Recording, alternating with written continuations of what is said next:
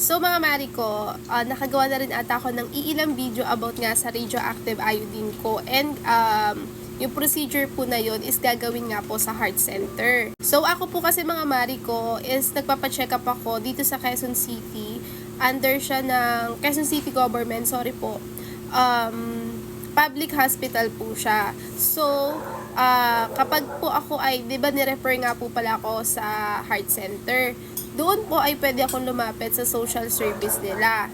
At doon po, ang sabi ng doktor ko daw po, baka daw magbayad ako ng 2,000. Kasi nga, may same case din ako doon na nakapag-undergo na siya ng radioactive iodine. And ang binayaran lang ata niya is nasa 2,000 plus. Yun nga lang, inilapit nga po niya sa SWA. So, yung sa akin po, ganun din po yung gagawin ko. Ngayon po kasi, hindi pa nila ako mabigyan ng quotation kasi gawa nga po ng pinanormal pa po namin yung lab test ko.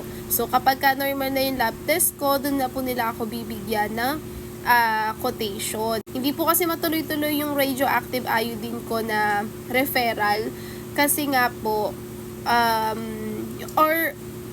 nakapunta na po pala ako dun, sorry, nakapunta na ako sa heart center. Yun nga lang, yung official kumbaga po ba, kasi gawa nga ng hindi pa po normal yung aking result nga po sa thyroid function test. So kapag ka po nag-normal, pag-pray natin mag-normal po yung lab test ko. Kapag po nag-normal siya is pupunta na po ako or bibigyan na po ako ng doktor ko ng official referral sa heart center at ibibigay naman po sa akin yung quotation nun. Tapos i-inform ko naman kayo para malaman nyo. Pero kasi mostly nababasa ko, umaabot ata ng 100. Not sure yun kasi may nakita ko kasi parang ano yun private sila. Tapos doon na rin sila nagstay.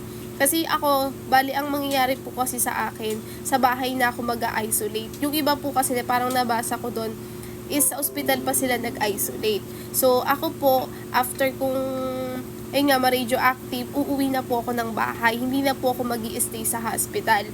Kasi yung mga nababasa ko yung nasa 100 plus ata, 100K, is nagstay sila sa ospital, doon sila nag-isolate. So again, kapag po ako'y nakakuha na ng official na referral sa heart center at binigyan po ako ng quotation, sasabihan ko po kayo at i-inform ko kayo dito.